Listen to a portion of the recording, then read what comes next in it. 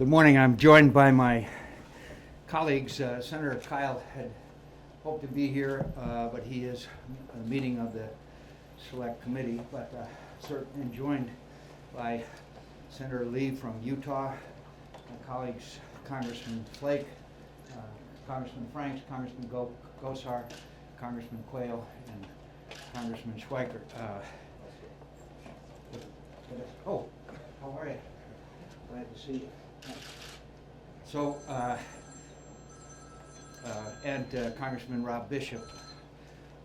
Over the past 2 decades, northern Arizona has had a long history of productive and safe uranium mining on the Arizona Strip and the southern Kaibab National Forest. According to the USGS, this region is one of the nation's largest source of uranium ore and has the energy potential of all recoverable oil in Prudhoe Bay, Alaska. What this legislation does is basically prevent the Secretary of the Interior from implementing the proposed 20-year ban on mining 1 million acres of land in northern Arizona. I'm going to let my colleagues talk about the importance of this area, the importance of uranium to this country and to the nuclear industry, and the fact that we would have to import uranium if we don't exploit the resources here in this country. And we can talk about the Interior Department that conducted a 2-year environmental impact statement which found no conclusive evidence that uranium mining on the Arizona Strip was impacting the Grand Canyon watershed. But most importantly, I and late Congressman Stump of Arizona and the entire delegation at that time engaged in a 2-year negotiation for a wilderness bill that put some 3 million acres of Arizona into permanent pristine preservation. Part of that deal was insisted on by then Congressman Stump and agreed to by Congressman Udall, a renowned environmentalist, and all of us, that the Arizona Strip would be open to mining, cattle, and other exploitation as part of the deal to put this land into wilderness. Secretary Salazar, who I happen to admire and respect, obviously is disregarding the legislative history. And I have quotes from the testimony and statements made by Michael Scott, who is in the Regional Southwest Director of the Wilderness Society. The Wilderness Society and every environmental group signed off that the Arizona Strip would be used for commercial purposes, with grazing, mining, etc. Now they're going back on their word. So the next time they come and they want to make an agreement with us, then we're going to have great difficulty, because it's obvious that they are in violation of the 1984 agreement that was made between all of us. It's outrageous and disgraceful. Could I ask Senator Lee to go ahead with a strong letter to follow? Thank you very much, Senator McCain. I appreciate Senator McCain's leadership on this issue. I appreciate him and all of my Arizona friends. As one who was born in Arizona, who has a lot of relatives in Arizona, and who has constituents along the Utah-Arizona border who will be directly affected by this, I'm very concerned about this course of events that has led us to introduce this legislation. I'm honored to be part of this. At the end of the day, this is about jobs. We're talking about potentially thousands of jobs on both sides of the Utah-Arizona border. Potentially thousands of jobs that could be in place for several decades. We're talking 3 or 4 decades. At a time when our country is so in need of job creation, we need to be doing everything we can to allow reasonable, responsible job creation. We certainly need for the federal government not to be taking action that would thwart job creation, particularly job creation in an industry such as this one that can produce energy that needs to be produced, especially where those same jobs are going to be sent elsewhere, probably overseas, if we don't allow those jobs to be created right here. At a bare minimum, if the federal government's going to get involved in something like that, if the federal government's going to place this land beyond the reach of anyone to develop its rich energy resources, that is a matter of profound policy significance to the American people. That is a matter of legislative significance. It is not a matter that should be addressed anywhere else other than starting with the United States Congress. Now, as it turns out, when we go back nearly 30 years, this issue was addressed. This wilderness area was set aside, with the Arizona Strip designated as something that had significant energy potential and should be available for that kind of development. So if we're going to revisit that, let's have the debate, but it should be visited in Congress, not by an office in which no one is elected or accountable directly to anyone who is elected. It needs to happen in Congress. And I respectfully submit that if that debate were to occur, which it will as a result of this legislation, we as a Congress will conclude that the right thing to do is allow for these jobs to move forward and to be created. And I will now turn the time over to my friend and colleague from the House, Representative Jeff Flake. Well, thank you. I appreciate this legislation being introduced. I was raised in northern Arizona. My family goes back there 5 generations. If I were to do anything that would jeopardize the Grand Canyon or any of the other elements of scenic beauty we have in Arizona, I would be run out of the state on a rail by my own family and everyone else. We all recognize the value of having the Grand Canyon there. That's why this legislation and the Arizona Wilderness Act that was done in the 1980s was so important, that we could protect the scenic beauty that is there. But that act also recognized that there is economic value outside of the boundary of the Grand Canyon. And there's a bit of a misunderstanding sometimes when people hear the Arizona Strip. It conjures up some image of strip mining. This is Boracia pipe uranium mining that is very, very low impact. After reclamation, the life of the mine is 6 or 8 years. The locals don't even know where the mine was. This is far underground and doesn't have impacts on the watershed as has been found out by study. But let me just make that point, and also the jobs point as well. This is as many as 3,000 jobs that could be had and that could be lost if this area is actually withdrawn as being proposed by the Obama administration. So I support the legislation, commend my colleagues for introducing it. Well, I'm honored to stand here with Senator McCain and Congressman Rob Bishop and Jeff Flake and Paul Gosar and Ben Quayle and David Schweikert to introduce this Northern Arizona Mining Continuity Act of 2011. It very simply, as has been said, it would prevent the Department of Interior from withdrawing 1 million acres of Arizona land with the goal of preventing uranium mining on that land for the next 20 years. Now, most of my colleagues have already addressed some of the economic impact. I will only add that in the county that I represent, the Butler area of Kingman is 16.2% unemployment, Golden Valley is 21.3% unemployment, Dolan Springs is 23.7% unemployment. Locking up 1 million acres of mining land in northern Arizona ignores the economic realities of the state and will do fiscal harm to the local area. That much is sure. But I think the most important consideration here, even beyond the economic concerns, is the national security impact. President Obama has called for the construction of additional nuclear power plants in order to increase our country's energy independence. Yet ironically, this president and his own energy czar and the Interior Secretary intend to withdraw from mining the most significant U.S. reserves of uranium needed for nuclear power plants, not to mention if we ever get around to updating and modernizing our nuclear weapons capability, thereby making U.S. even more dependent upon foreign countries and potentially creating a serious national security threat going forward. According to USGS, Northern Arizona uranium reserves total 326 million pounds, or enough energy to power the entire state of Arizona for approximately the next 80 years. By prohibiting the exploitation of Northern Arizona uranium reserves, the Obama administration will potentially weaken America's long-term national security and our ability to be energy self-sufficient.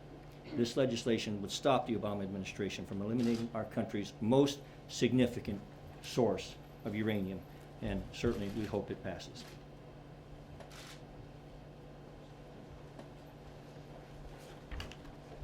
Well,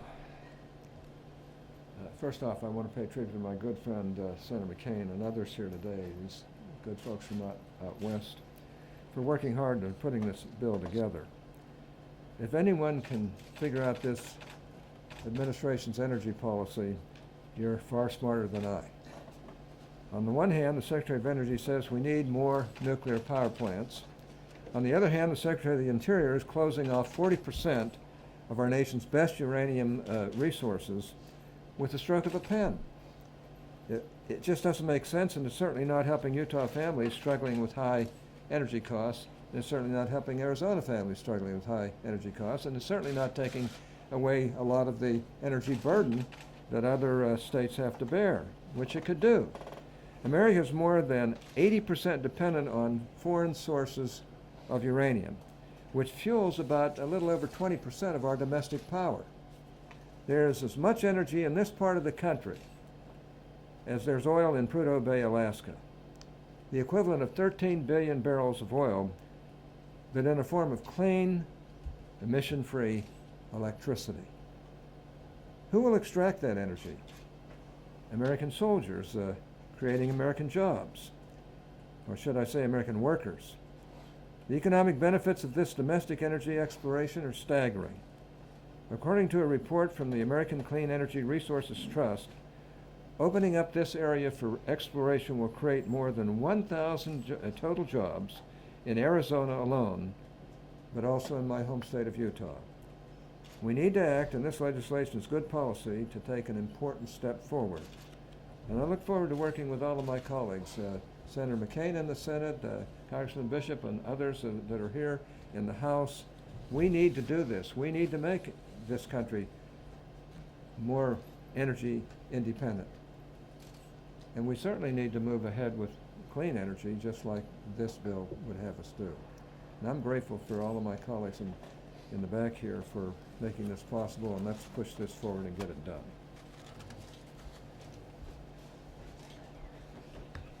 I am, even though I'm from Utah, I'm pleased to try and be here to help my friends in Arizona, because it also helps in Utah. The estimates are between 400 to 1,000 jobs directly in Utah, plus a multiplier effect, and it will be in counties that have some of the highest unemployment rates in the state of Utah. But more important than that is the entire concept that is here. Many of the radical groups are trying to tell you that what we're going to be doing is drilling in the Grand Canyon for uranium. The Arizona Strip, that my friends in the East don't understand, is about the size of the state of New Jersey. It is a huge area. The drilling will not take place, the mining will not take place anywhere near the Grand Canyon. They'll also try to tell you that what we may do is destroy the water that goes through the Grand Canyon onto Las Vegas and Southern California.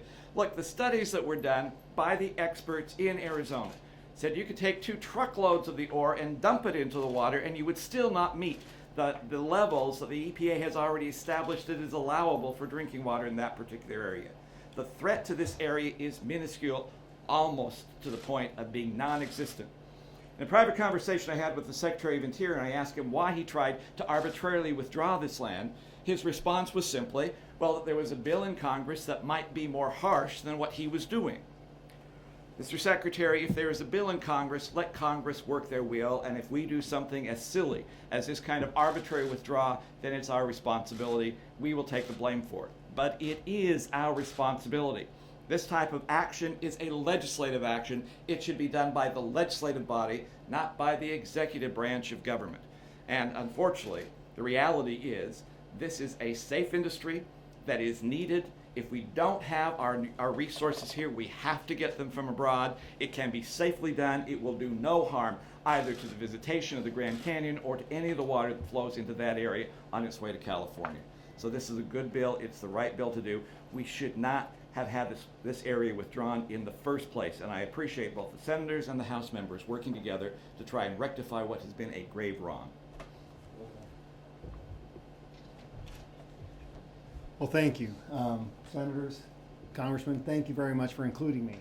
As a representative from District 1 who represents the majority of this plateau, I find it offensive that we are not looked at as stewards of the environment. To be able to look at the value that the Grand Canyon gives all the way across the board in vitality and viability to an economy. But I also want to make sure that we understand that there's ramifications.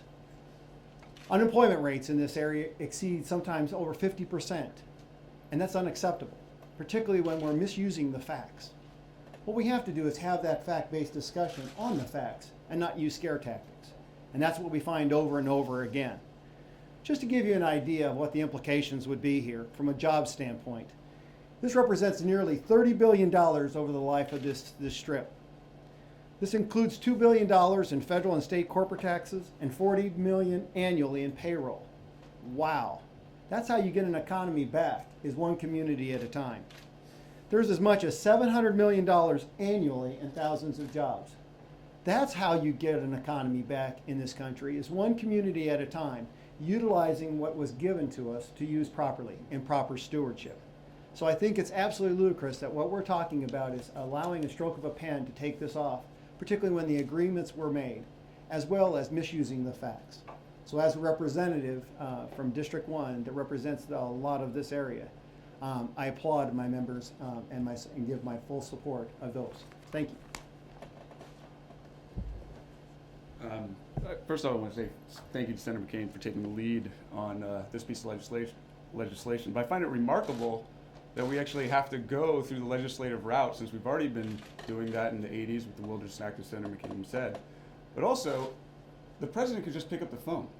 The president can pick up the phone and call the Secretary of Interior to stop this piece of regulatory overreach from going forward, to stop this that's going to destroy 4,000 jobs in northern Arizona.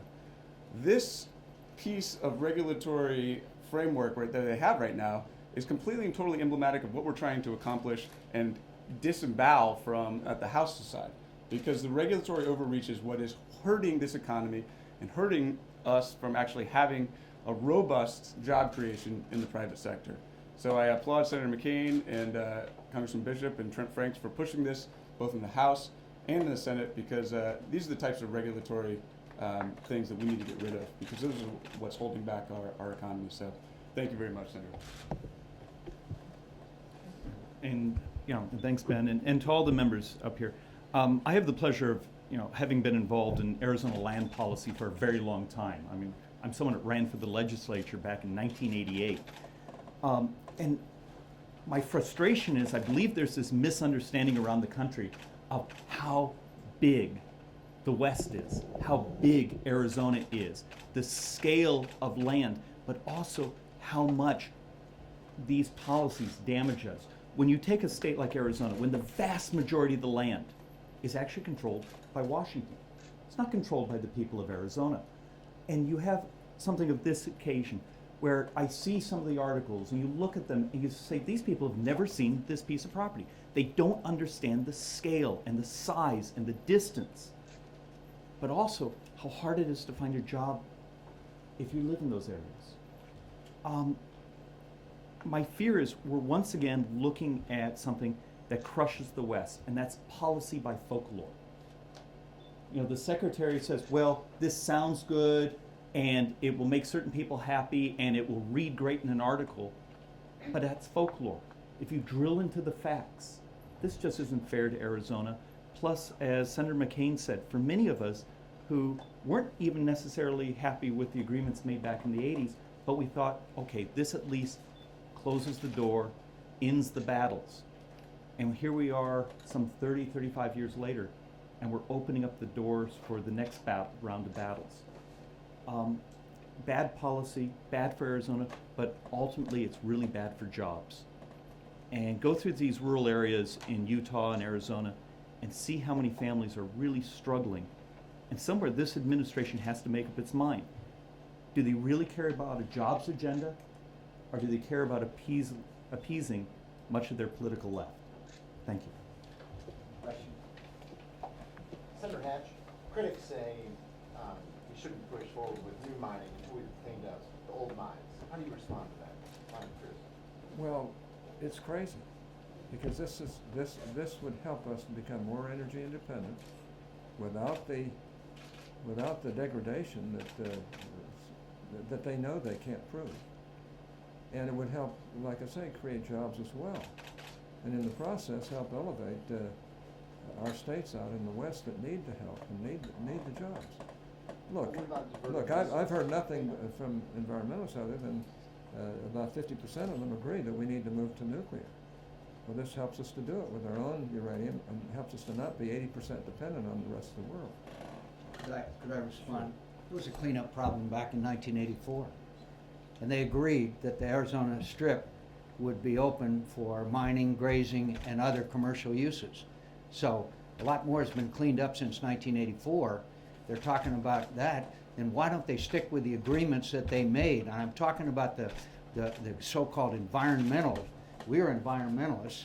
The so-called environmental organizations that in public testimony and statements, including the record at the time, agreed that the Arizona Strip should be used for commercial purposes, including uranium mining. So my question is there a time limit on agreements? Is there such a thing as keeping your word when we come to a hard-fought agreement that took 2 years for this wilderness bill to be passed that all of us who were involved will be proud of? Should we renege on parts of the wilderness bill and maybe move to take parts of Arizona out of wilderness because it's been that many years?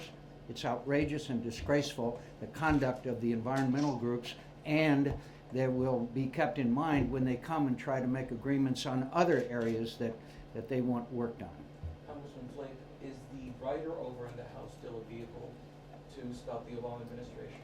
Or is You're that out? referring to a rider that was attached to the Interior Appropriation Bill. It depends on whether the Interior Appropriation Bill moves in regular order. It doesn't look like it's going to, but hopefully some of these policy riders can be picked up in any omnibus or minibus or whatever bus moves through. And what are the chances, any of you, of this passing, especially the Senate? I don't know. I know that right now that Senator Reid has now changed the entire way that the Senate does business by closing out any amendments that he doesn't approve of. We're hoping to change that, but that does not mean that we won't continue to advocate and try to get the right thing done for our citizenry. I want to point out again what Congressman Bishop and these others have pointed out. We've got 40–50% unemployment in these areas. We've got people whose families are hurting or having to leave areas that they were in for generations. And so, without any scientific evidence whatsoever, the Secretary of the Interior decides to act in a unilateral fashion. And by the way, I don't know if any of my colleagues were consulted before this decision was made, but I sure as hell wasn't. Senator McCain, can I ask you something off topic? Yesterday, the administration revealed an Iranian plot to assassinate a diplomat on U.S. soil. I wonder first your reaction to the plot. I don't know how much you actually have been briefed on it, but your reaction at first blush. My reaction is that, like most Americans, we are outraged. I'm not shocked. The Iranians have been behaving in a far more aggressive fashion. What we need to do is inform the American people of what Iran is doing, not just in this particular case. They moved the most lethal IEDs into Iraq, which were capable of penetrating an MRAP, which was responsible for the deaths of I don't know how many young American members of the military. They are supporting Hezbollah and Hamas. They are sending weapons into Afghanistan. Their nuclear program and quest for nuclear weapons continues unabated. They have threatened to do certain things with their ships. They have acted in an aggressive fashion throughout the region, and now, obviously, they have, in a fortunately not very efficient way, attempted to carry out an assassination in the United States of America. The President of the United States needs to tell the American people that context of our relationship with Iran. And first thing that needs to be done is sanctions on their bank, their central bank, so that anybody that does business with their central bank cannot do business with banks in the United States of America. And then I think other options need to be examined. But the President needs to tell the American people in the context of what the Iranian behavior is. And it is a threat to, frankly, the entire world if they are able to achieve nuclear weapons capability, which they are in progress of doing so. And just a quick follow-up. Some have called it an act of war. Do you agree? What should the response be? I think it's certainly a hostile act and probably meets that parameter, but whatever definition it is, it's a brazen act that attempted to be carried out on American soil, and I don't think this administration has made the American people well enough aware of all of the activities. Put it in the context of all the activities of the Iranians, including maybe, by the way. Is a military response appropriate at this point? I think to telegraph our punches would be a mistake. But once the American people are aware of the extent of Iranian activities, then I think the American people would be supportive of examining a lot of options. Thank you all very much. Thank you. Thank you.